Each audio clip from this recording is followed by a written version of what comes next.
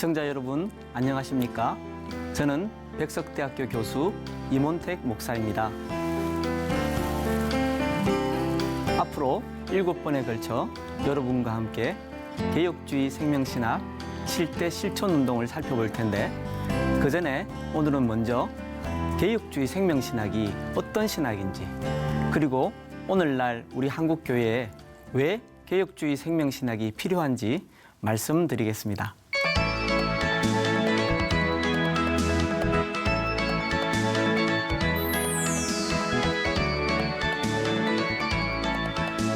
누가복음 5장에는 예수님께서 베드로를 제자로 부르신 사건이 기록되어 있습니다.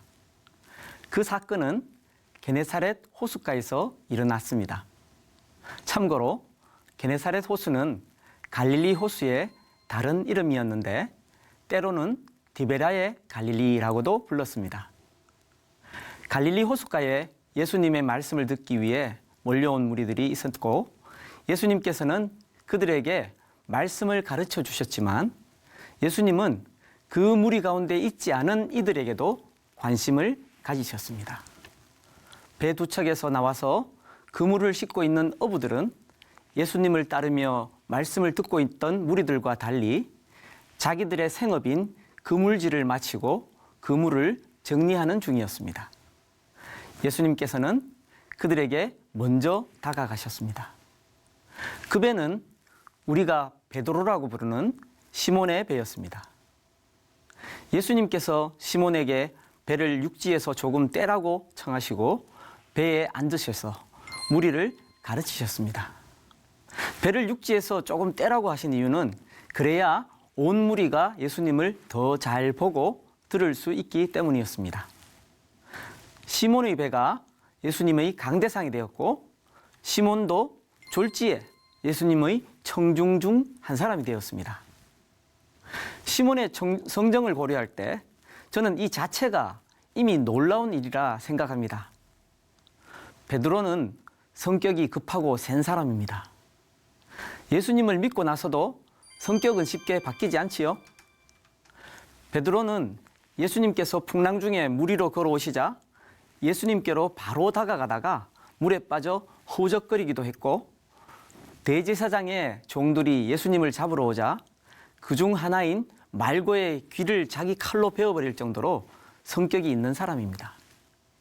그런데 그런 베드로가 예수님이 요청하신다고 해서 자기 배를 예수님께 쉬 내어드렸을까 하는 의문이 들 수 있습니다. 그런데 그런 의문은 바로 뒤에 이어지는 내용을 보면 쉬 풀립니다. 그날 시몬과 동료들은 밤이 새도록 수고했지만 잡은 것이 없이 공쳤습니다. 공치더라도 적당히 공친 게 아니라 아예 한 마리도 잡지 못했습니다. 밤새 수고했다고 하니 자기들 나름대로 얼마나 애를 썼겠습니까? 이리도 던져보고 저리도 던져보며 무지히 애를 썼을 것입니다. 하지만 왠지 그날은 피라미 한 마리 건지지 못한 정말 이상한 날이었습니다. 삶의 의욕이 꺾인 것은 물론 아마도 삶 자체에 대한 회의가 그를 뒤덮었을 것입니다. 그런 상황이었으니 그 성질 더러운 시몬도 예수님의 요청을 선선히 받아들였을 것이라 추측해 봅니다. 그런 허망한 상황에서 시몬은 자기 배 위에서 무리를 가르치시는 예수님의 말씀을 생생히 들었을 것입니다. 그 말씀의 내용이 무엇인지 성경에 언급이 없으니 우리가 알 수는 없습니다. 하지만 분명한 것은 예수님 말씀을 들을 때 뜨거운 무언가가 시몬의 가슴에 박혔으리라는 사실입니다. 그렇기에 시몬은 예수님께서 말씀을 마치신 후에 그에게 깊은 데로 가서 그물을 내려 고기를 잡으라고 하실 때 그 말씀에 바로 순종했던 것입니다. 예수님께서 깊은 데로 가서 그물을 내려 고기를 잡으라고 말씀하시자 시몬은 선생님, 우리들이 밤이 새도록 수고하였을 때 잡은 것이 없지만은 말씀에 의지하여 내가 그물을 내리리이다 하고 바로 순종했습니다. 그 결과는 대박이었습니다. 고기를 잡은 것이 힘이 많아 그물이 찢어질 지경이었습니다. 잡은 고기가 너무 많아 다른 배에 있는 동무들의 도움을 받아야 했습니다. 잡은 고기를 2배에 나누어 실었는데 양이 엄청나서 2배 모두 물에 잠길 정도로 가득 찼습니다. 여기까지의 내용을 보며 우리가 놓치지 말아야 할 것이 하나 있습니다. 추측컨대 나면서부터 뱃사람으로 자랐을 시몬, 그래서 게네사렛 호수라면 눈을 감고라도 고기를 건져 올릴 전문가라 할 시몬이 그날은 어떻게 그렇게 피라미 한 마리도 못 잡았나 말입니다. 저는 그것이 하나님의 섭리였다고 생각합니다. 시몬을 낮추셔서 그 마음을 비우게 하시려는 하나님의 섭리였다고 생각합니다. 저는 학기 초에 학생들에게 자기소개서를 받아 그것을 읽으며 학생들의 이름과 얼굴을 익힙니다. 매 수업 출석 부를 때 눈을 맞추며 얼굴을 익히고 연구실에서 짬이 날 때 가끔씩 자기소개서를 정리해 놓은 파일을 넘기면서 학생들 이름과 얼굴을 익히다 보면 그 학기가 끝날 즈음이면 100%는 아니더라도 거의 대부분 학생들의 얼굴과 이름이 매치가 됩니다. 그런데 학생들의 자기소개서를 읽다 보면 참 기막힌 사연이 많습니다. 하나님을 대적하고 예수님을 거부하며 이리저리 피해 다니다가 결국은 쫄딱 망한 후에 인생의 가장 밑바닥에서 예수님을 만나 그 은혜에 감격하여 신학교를 찾은 이들이 참 많습니다. 흥미로운 점은 모든 것을 잃은 후 예수님을 만난 이들 거의 전부가 이전에 자기가 가지고 누렸던 것들을 잃어버린 걸 아쉬워하기보다는 결과적으로 예수님을 만난 사실을 감사한다는 것입니다. 예수님을 제대로 만난 것입니다. 하나님께서 한 영혼을 죄악에서 건지시기 위해 때로는 그가 가진 모든 것을 앗아가는 방법을 쓰실 때도 있습니다. 하나님을 대적하는 마음을 꺾고 가난한 마음을 주시기 위해 그런 방법도 쓰시는 것입니다. 예수님께서 베드로를 부르시던 그날 밤새도록 수고한 시몬이 공치도록 하신 것은 하나님의 섭리였습니다. 그렇게 함으로써 시몬은 자기의 노련한 경험을 선선히 내려놓고 천지의 주제이신 예수님 앞에 겸손히 서게 되었습니다. 그리고 보면 예수님 말씀 따라 그물을 내렸을 때 그물이 찢어지고 2배에 채우고도 넘쳐 배가 가라앉을 정도로 고기가 많이 잡힌 것도 기적이지만 고기잡이에 든 박사라고 할 시몬과 그 동료들이 밤이 새도록 그물을 던졌는데도 피라미 하나 건지지 못한 것도 또 다른 기적입니다. 하나님께서 시몬을 겸손케 하시어 그 영혼을 건지시기 위해 2가지 기적을 행하신 것입니다. 풍어도 기적이었지만 흉어도 기적이었습니다. 둘 모두 시몬을 만나주시기 위해 하나님께서 행하신 기적이었습니다. 저와 여러분, 우리 가운데도 고개 빳빳하게 세우고 하나님을 대적하다가 엄청 두드려 맞은 후에야 무릎 꿇고 회개하며 전부여 의지없어서 손 들고 옵니다 하며 하나님 앞에 나온 이들이 있을 것입니다. 안 두드려 맞고 정신 차렸으면 더 좋았겠지만 그렇게 두드려 맞고서라도 우리 주님을 알게 되었다면 그것 또한 하나님의 은혜 아니겠습니까? 우리 중 개인이 하나님에 맞서 불순종하면 엄청 두드려 패서라도 불러주시는 분이 하나님이십니다. 그런데 한국교회 전체가 불순종하니 하나님께서는 한국교회 전체를 때려서라도 우리를 낮추시고 다시 하나님께로 돌아오게 하시려 합니다. 1990년대부터 오늘날에 이르기까지 계속되는 한국교회 성도수의 급감은 이제 심각한 상황에 이르렀습니다. 교인 수가 늘고 있다는 교회도 교회 간의 수평 이동이 대부분이고 생자 초신자가 교회에 등록하는 경우는 매우 줄었습니다. 출산율의 저하로 인해 교회 성도 구성도 역삼각형으로 변해가고 있습니다. 제가 어릴 때는 교회마다 유년주일학교 학생 수가 대단했습니다. 그 숫자가 중고등부로 고스란히 이어지지는 않았지만 그래도 다수의 학생들이 청년부로 올라가서 교회의 기둥들이 되었습니다. 하지만 지금은 교회에서 유초등부나 중고등부가 잘 되는 교회를 찾기가 쉽지 않습니다. 심지어 진실한 성도들마저도 자녀들의 신앙교육보다는 자녀들의 진학에 더 큰 관심을 쏟고 있기에 오늘날 우리 교회의 현실은 그 당연한 결과라 할 수 있을 것입니다. 신자 수의 급감이라는 영적 흉어는 우리가 자초한 결과입니다.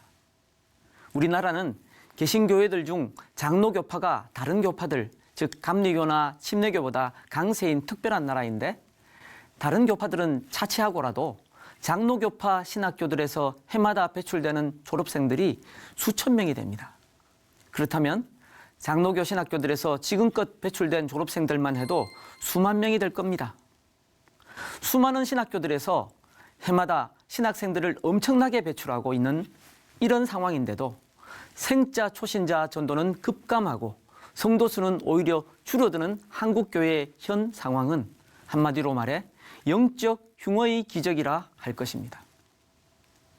하나님께서 우리를 낮추시고 겸손케 하시어 다잡으시는 것 말고는 지금 이 상황을 설명할 길이 없습니다. 그럼 이제 우리 한국교회가 어떻게 해야 합니까? 성경으로 돌아가야 합니다. 하나님 말씀인 성경으로 돌아가야 합니다. 시몬은 예수님 말씀을 듣고 은혜를 받은 후 예수님 말씀에 즉각 순종했습니다. 선생님, 우리들이 밤이 새도록 수고하였으되 잡은 것이 없지만은 말씀에 의지하여 내가 그물을 내리리이다 라고 하며 말씀에 순종했습니다. 이와 유사한 일이 500년 전 종교개혁자들 가운데서도 일어났습니다. 중세말 로마 가톨릭 교회가 전통과 교황의 권위를 하나님 말씀인 성경보다 위에 두는 잘못을 범함으로 부패 타락했을 때 종교개혁자들이 한 일은 성경으로 돌아가는 일이었습니다. 그리고 종교개혁자들은 성경을 바탕으로 한 신앙 원리를 제시했는데 그것이 바로 5대 솔라, 즉 오직 성경, 오직 그리스도, 오직 믿음, 오직 은혜, 그리고 오직 하나님께 영광입니다. 5대 솔라로 요약할 수 있는 종교개혁자들의 신앙을 계승한 신학을 개혁주의 신학이라고 합니다. 개혁주의 신학은 성경에 비추어 보아 잘못된 것은 바로잡고 올바른 것은 계승하는 신학입니다.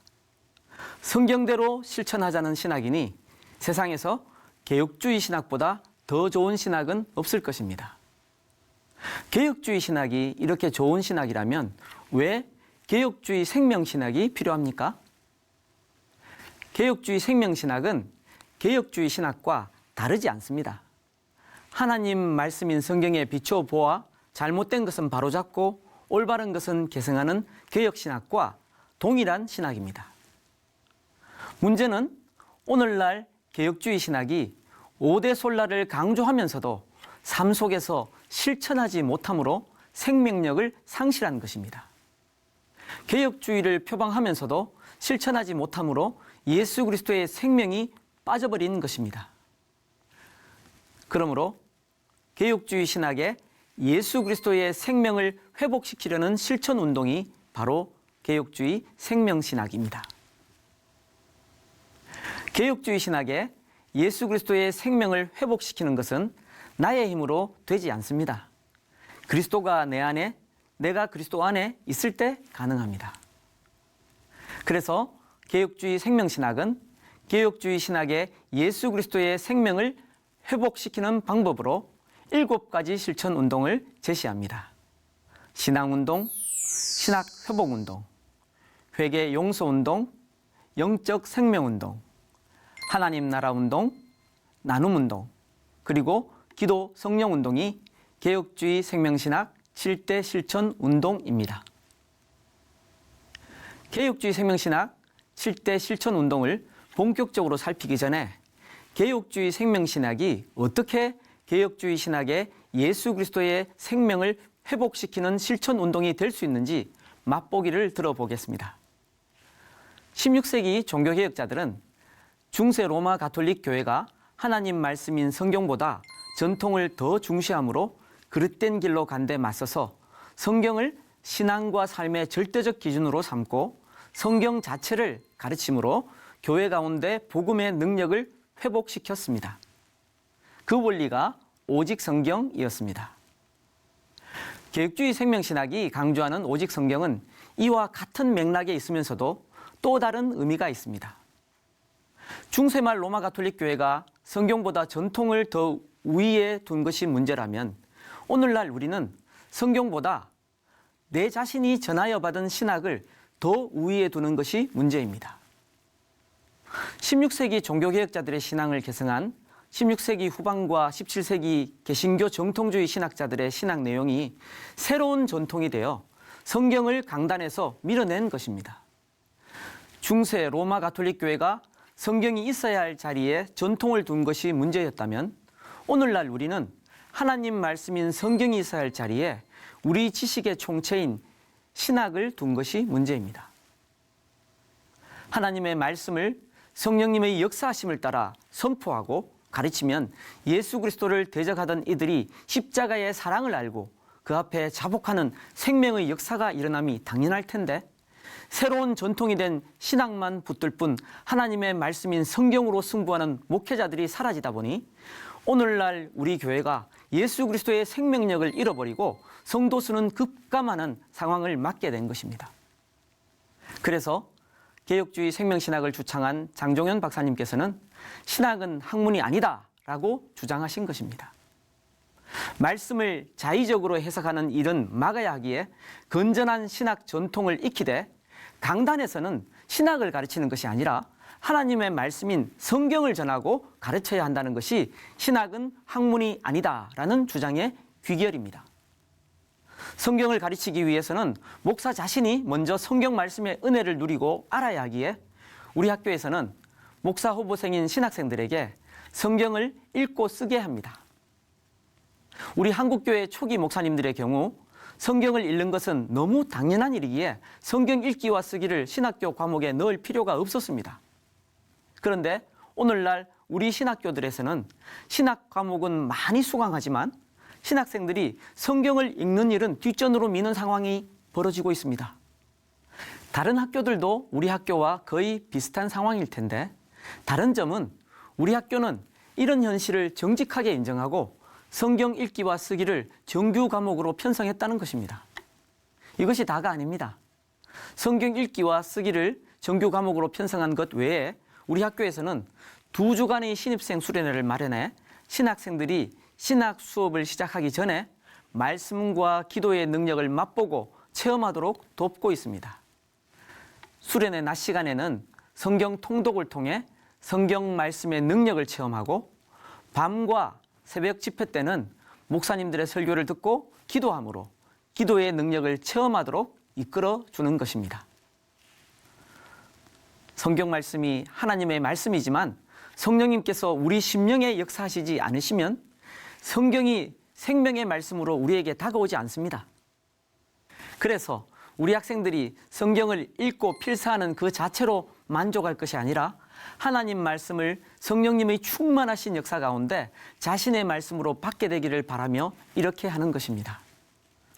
신앙 수련회를 통해 성령님의 충만하신 역사를 체험할 기회를 제공하므로 신학 수업 중에는 물론이고 목회 현장에서도 성령님을 의지하고 성령님의 충만하심을 사모하는 그런 목회자가 되길 바라며 이렇게 하는 것입니다. 우리는 정직해야 합니다. 오늘날 우리 한국교회와 세계교회의 현실을 정직하게 인정해야 합니다. 시몬과 그의 동료들이 갈릴리 호수에서 밤이 새도록 그물질을 했는데도 피라미 한 마리 건지지 못한 것은 갈릴리 호수에서 벌어진 흉어의 기적입니다. 멀리 갈 것 없이 오늘날 우리 한국교회에서 이토록 많은 신학생들이 배출됨에도 불구하고 한국교회 성도수는 오히려 줄어들고 있는 현실은 현재 우리에게 벌어지고 있는 영적 흉어의 기적입니다. 우리가 지금 행하고 있는 신학교육에 무슨 문제가 있는지 살핀 후 잘못을 겸손히 시인하고 생명을 살리는 교육법을 찾기 위해 힘써야 합니다. 저는 2001년 우리 학교에 들어왔는데 그때부터 지금까지 장종현 목사님께서 몇 번인가 이런 말씀을 하셨습니다. 말씀과 기도로 무장된 성령 충만한 목사 후보생들이 아니라 신학만 가르쳐 졸업시키기에 급급하다면 신학교 문을 닫고 일반 학부에 들어오는 학생들에게 복음을 전하고 예수님을 전해주는 쪽에 전념하는 편이 오히려 나을 거라고. 처음에는 이해할 수 없었습니다.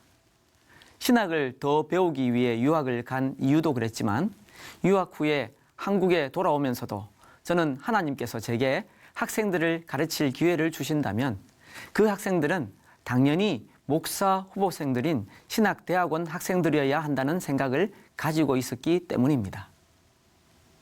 그렇기 때문에 신학교 문을 닫고 신학생들이 아닌 다른 학생들에게 복음을 전해주는 것이 더 나을 거라는 말씀을 이해할 수 없었습니다.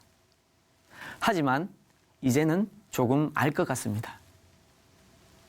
한국교회 초기에 직접 전도하는 길이 막혀 있을 때 선교사님들은 병원을 세우고 학교를 세워 우회 전도의 길을 삼았습니다. 그런데 100년이 지난 지금 그 후에 세워진 숱한 기독교 대학들과 중고등학교들이 있지만 그 학교들이 오늘날에는 명목으로는 기독교 신앙을 내세우면서도 실제적으로는 학원 전도의 장이 되지 못하고 있는 현실을 볼 때 우리 백석학원도 정신을 똑바로 차리고 있지 않으면 그런 뼈아픈 전철을 밟을 수밖에 없다는 생각이 들기 때문입니다. 많은 기독교 학교들이 설립 정신이 무색할 정도로 기독교 색채를 희석시켜 살아남기 위해 몸부림칠 때 우리 학교는 세상을 변화시키는 것은 지식이 아니라 예수님의 사랑입니다 라고 예수님의 이름을 드러내어 높였습니다. 폭포수를 역류하는 연어처럼 치고 올라 예수 그리스도의 이름을 높였을 때 하나님께서는 우리 학교를 복주시고 크게 성장시켜 주셨습니다. 하나님께서 기뻐하시는 복음 전파를 위해 예수 그리스도를 높이는 일에 우리 스스로를 던져 매진하니까 하나님께서 우리 학교를 높여주신 것입니다. 개혁주의 생명신학의 실천은 복잡한 것이 아닙니다. 하나님의 말씀에 비추어 보아 잘못된 것은 고치고 올바른 것은 추구하는 것입니다. 지금까지 우리의 신학교육이 생명을 살리는 교육이 되지 못했다면 지금이라도 바로잡아 생명을 살리는 교육으로 변환시키는 것이 개혁주의 생명신학의 실천, 좀 더 구체적으로는 신학회복운동을 실천하는 것입니다. 우리의 이런 변화가 한국 교회의 영적 흉어가 영적 풍어로 나아가는 전환점이 되기를 바랍니다.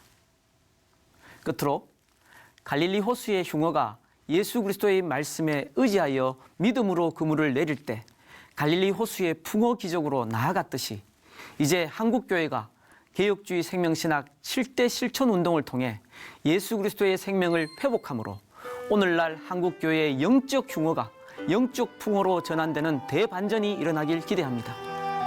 우리 모두가 개혁주의 생명신학 7대 실천운동에 즐거이 매진함으로 우리 가정과 교회와 일터에 그 물이 찢어지고 온 배가 가득하여 물에 잠길 정도의 영적 풍어의 기적이 일어나길 바랍니다. 저는 다음 시간에 뵙겠습니다. 감사합니다.